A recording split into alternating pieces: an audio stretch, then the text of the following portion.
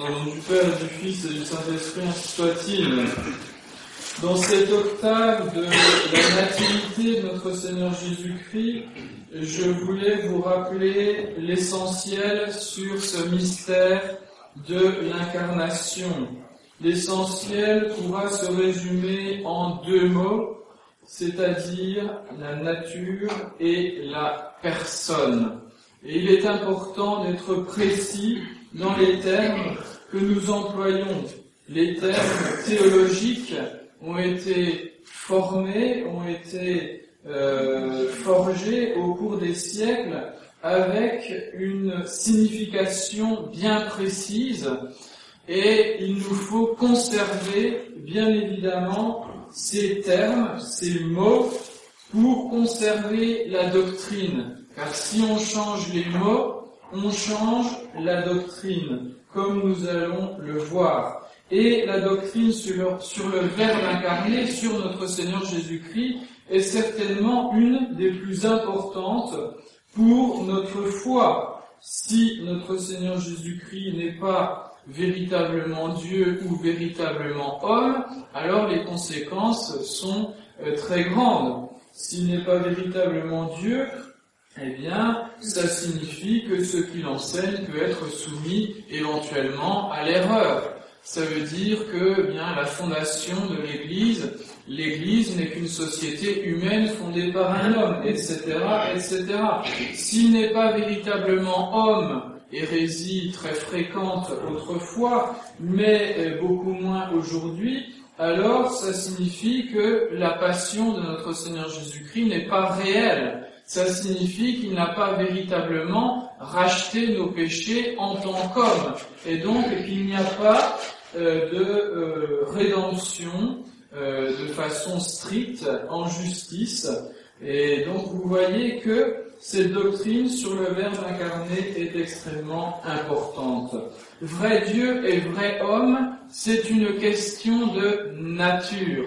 Ce qu'on appelle dans ce cas-là la nature, c'est ce que c'est, ce qu'est notre Seigneur Jésus-Christ.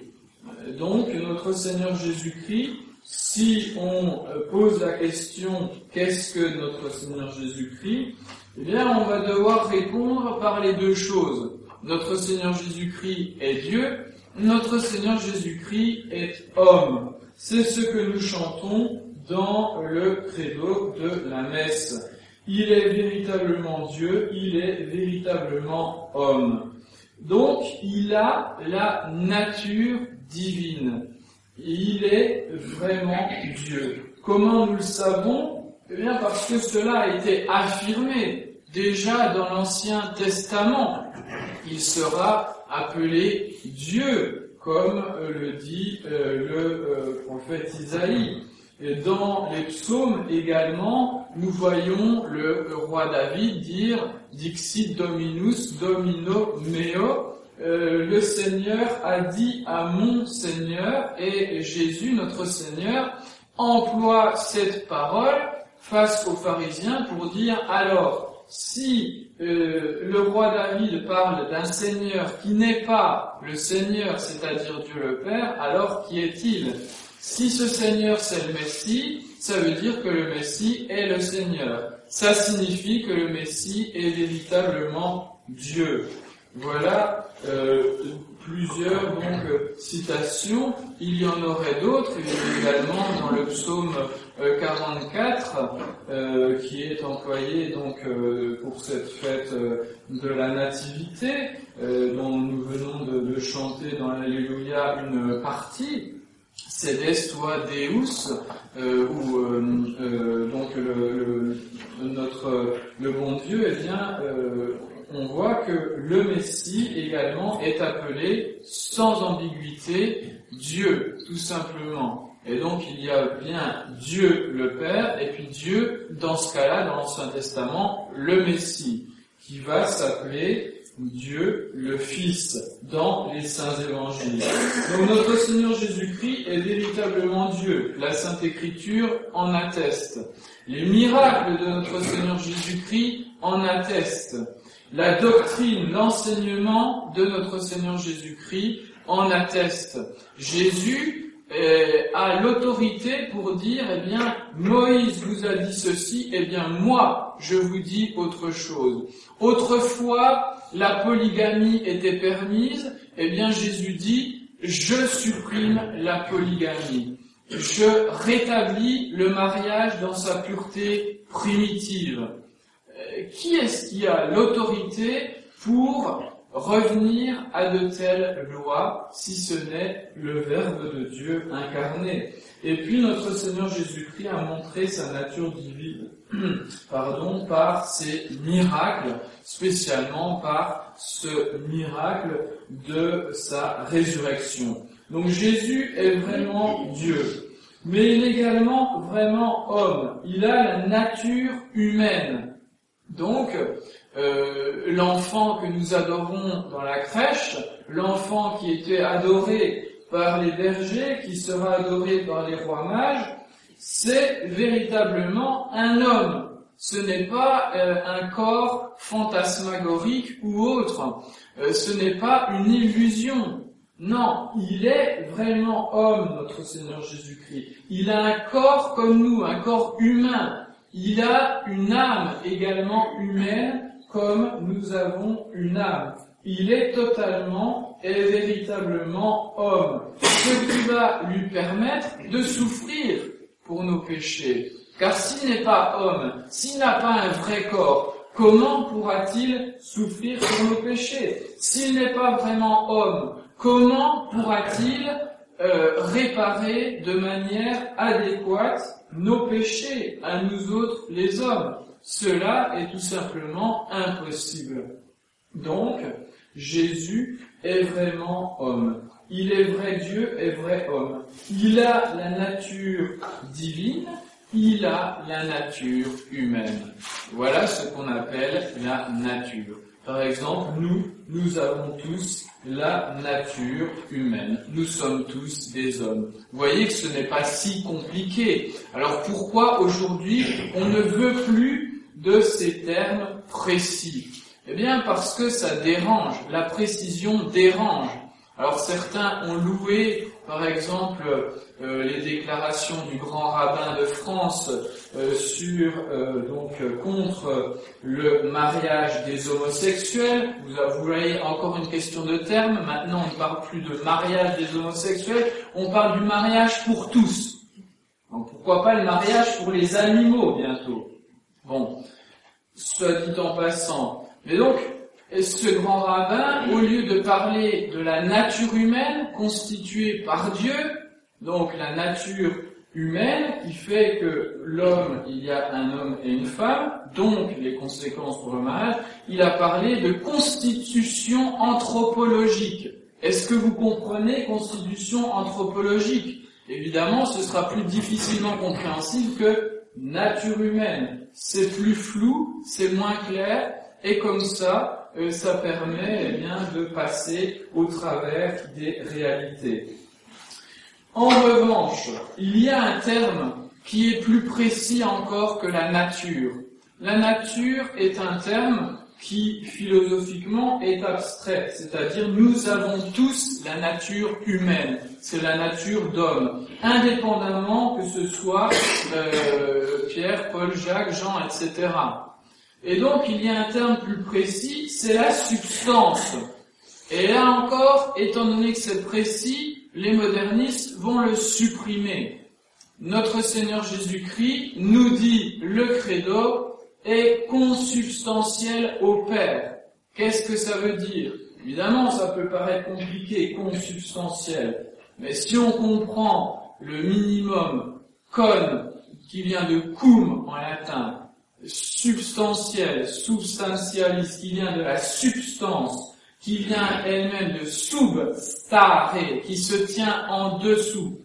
Donc, on a consubstantiel. Ça veut dire quoi? Ça veut dire qu'il n'y a pas plusieurs êtres qui ont la nature divine, comme prétendent les musulmans contre la vérité de la foi catholique. La foi catholique n'a jamais dit il y a plusieurs êtres de nature divine, il y a plusieurs dieux. C'est totalement impossible, tout simplement. Il ne peut y avoir qu'un seul Dieu. Et donc, le Père, le Fils, le Saint-Esprit sont consubstantiels, c'est-à-dire qu'ils sont une seule et même substance divine. C'est clair ça. Alors, dans les nouvelles traductions du Credo, on a remplacé consubstantiel par de même nature. Le Père est de même nature que le Fils. Eh bien, cela est grave, parce que c'est imprécis, et ça laisse la porte ouverte, soit à l'arianisme, c'est-à-dire finalement, on appelle Jésus Dieu, mais c'est pas véritablement Dieu, c'est une espèce de demi-dieu, voilà, c'est retour au paganisme finalement, ou bien carrément le retour total au paganisme, c'est-à-dire qu'il peut y avoir plusieurs dieux, comme il y a plusieurs hommes de même nature humaine. Ici, nous sommes, je ne sais pas combien, de même nature. Nous sommes tous de même nature. Est-ce que nous sommes consubstantiels? Non, nous ne sommes pas consubstantiels. Nous ne sommes pas un seul et même homme. Eh bien, en Dieu, justement, les personnes divines, elles sont consubstantielles. Il n'y a qu'un seul et même Dieu. Donc ça veut dire que cet enfant que nous adorons dans la crèche, c'est Dieu, et totalement Dieu. Ce n'est pas un demi-dieu, ce n'est pas un sous-dieu, ce n'est pas une façon de parler, de dire que Jésus est Dieu. Non, il est véritablement Dieu. Ça veut dire que Dieu est venu sur terre, qu'il a assumé, pris une autre nature, la nature humaine. Alors comment cela est possible? C'est dans le deuxième mot, ou bien là ça fait le troisième, c'est la personne. Le terme personne également ne doit pas être pris dans n'importe quel sens. Les personnes divines, elles sont trois, le Père, le Fils et le Saint-Esprit, et donc il convient de bien comprendre ce qu'est une personne. C'est tout simple. Une personne, c'est tout simplement une substance de nature rationnelle. Donc vous reconnaissez, la substance, c'est vraiment ce qui répond à la question qu'est-ce que c'est? C'est une pomme, c'est un homme, etc. Donc d'une manière précise, individuelle. Eh bien, la substance rationnelle, on appellera ça une personne. Donc les hommes sont des personnes. Chacun d'entre nous est une personne humaine, bien évidemment. Et donc, ça signifie également qu'on ne peut pas parler de personne, bien sûr, chez les animaux. Pourquoi? Parce que les animaux ne sont pas rationnels, tout simplement. Donc nous qui sommes rationnels, nous sommes des personnes, tout simplement. Donc Dieu, étant donné qu'il est rationnel, évidemment, Dieu est esprit.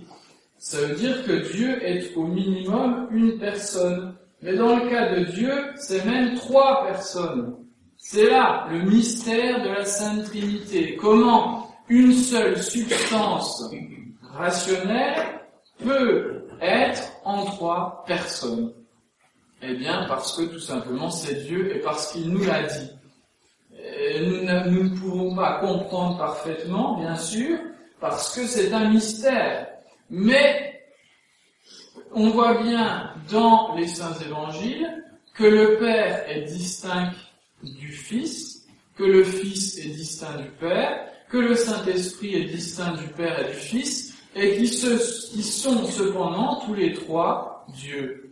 Mais étant donné que nous savons qu'il ne peut pas y avoir trois dieux, ça veut dire qu'il y a un seul Dieu, mais qui est en trois. Alors ces trois, on va appeler cela des personnes. C'est-à-dire que Dieu subsiste en trois personnes. Le Père, le Fils, le Saint-Esprit. Alors, on ne va pas traiter aujourd'hui du mystère de la Trinité, mais quand nous parlons du mystère de l'incarnation, ça veut dire, si nous avons un être, notre Seigneur Jésus-Christ, qui a la nature divine et qui a la nature humaine, il est donc une substance rationnelle. Il est donc une personne. Alors, cette personne est-elle humaine ou divine? Bien sûr, elle ne peut être que divine. Voilà, mes bien chers frères, ce qu'on appelle l'union hypostatique. Hypostasis, en grec, ce qui signifie tout simplement la personne.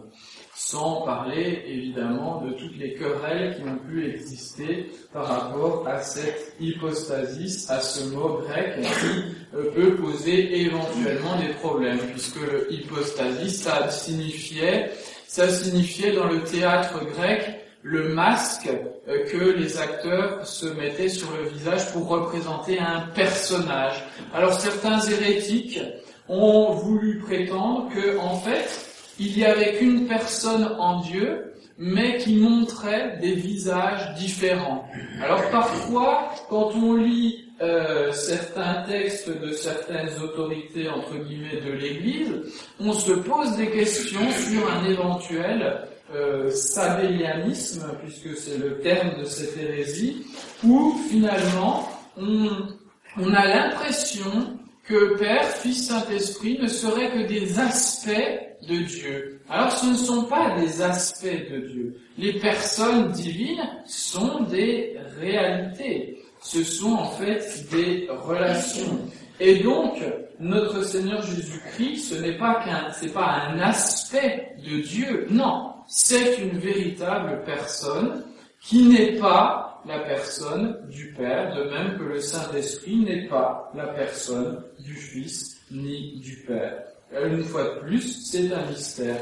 Alors on parle d'union hypostatique parce que les deux natures, humaine et divine, sont unies, réunies en une seule personne, la personne du Fils de Dieu, tout simplement. Ce n'est pas si compliqué si nous essayons de réfléchir à tous ces termes et à toutes ces réalités.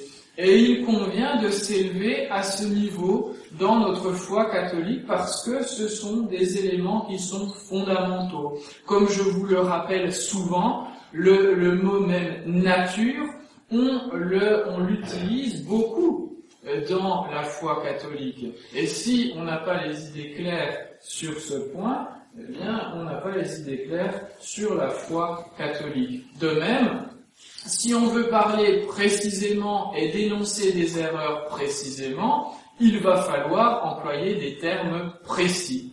Je donnais l'exemple par rapport au mariage des homosexuels, pour le mariage pour tous. Donc là encore, soyons précis. Pourquoi? Parce que c'est une question de nature humaine, tout simplement, pas de constitution anthropologique.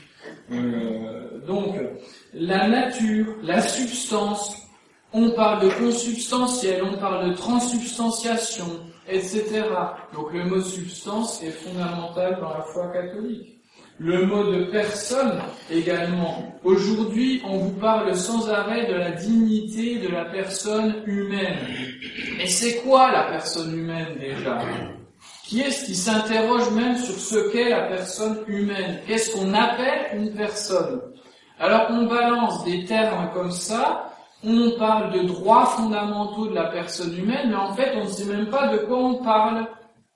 On ne sait même pas de quoi on parle. Parce que si on parle de manière précise de ce qu'est la personne humaine, c'est-à-dire une substance qui est rationnelle, ornée de ces facultés que sont l'intelligence et la volonté, alors on voit où elle est, la dignité de la personne humaine.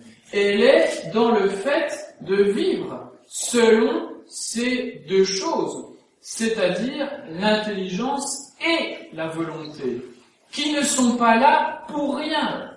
Et là, on revient à la nature. L'intelligence et la volonté humaine, si elles existent, c'est qu'elles ont un but. L'intelligence est faite pour connaître le vrai, la vérité, pour se tourner vers le bien. Le vrai et le bien, ce ne sont pas des concepts qui sont nébuleux, ce sont des réalités. Le vrai, il y a des choses qui sont vraies, il y a des choses des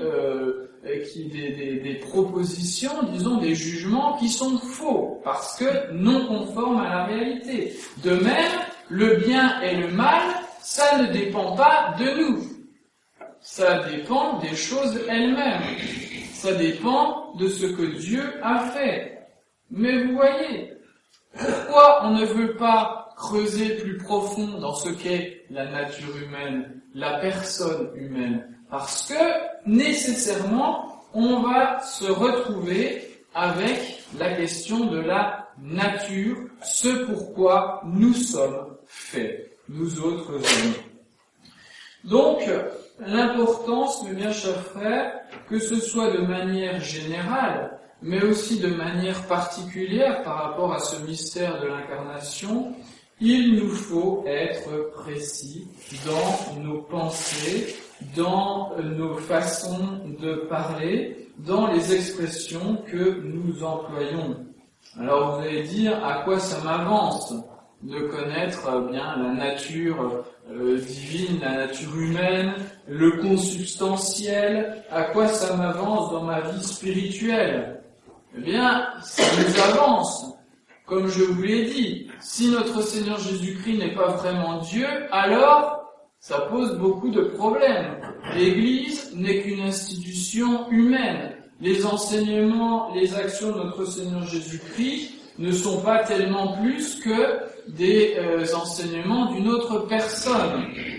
D'ailleurs, l'islam va naître sur ce genre d'hérésie, c'est-à-dire sur le fait de penser que Jésus n'est qu'un prophète parmi d'autres, n'est qu'un homme un peu plus extraordinaire. Alors ça paraît séduisant, on se dit, ah bah oui, Jésus, c'est quand même quelqu'un.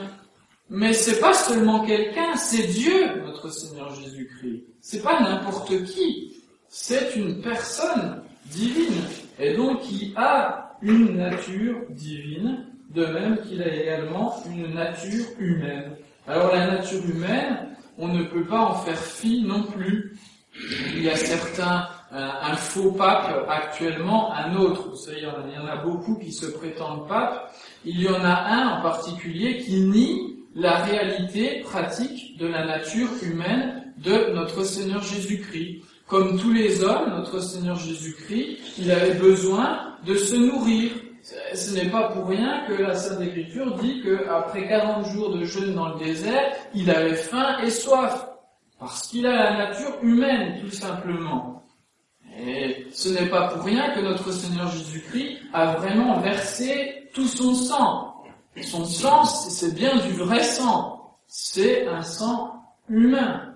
Mais le sang d'une personne divine. C'est ça qui change tout. De même, la grandeur de la très sainte Vierge Marie est extrêmement important.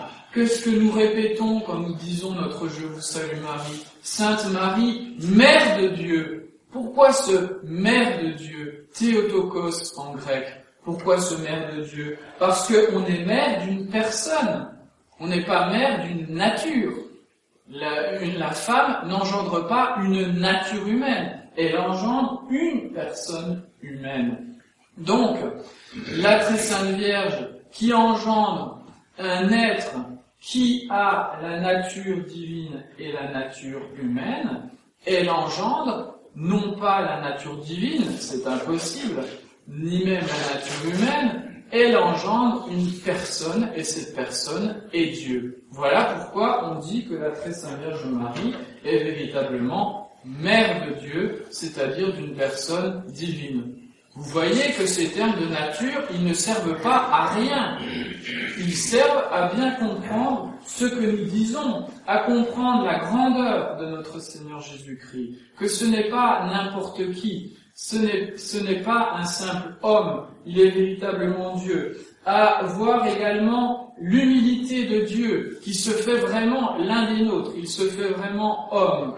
Et puis, à voir également la grandeur de la très sainte Vierge Marie, qui est véritablement la Mère de Dieu. Eh bien, tout cela doit nous suffire pour voir l'importance de ces termes de la théologie catholique, de la théologie traditionnelle. Alors, voyons toujours notre Seigneur Jésus-Christ, la très sainte Vierge Marie, avec cet esprit, ce regard de la foi, qui fait que lorsque nous regardons la crèche, lorsque nous regardons la croix, eh bien, nous voyons à travers ces images ce qu'est notre Seigneur Jésus-Christ, vrai Dieu et vrai homme, ce qu'est la très sainte Vierge Marie, véritablement Mère de Dieu.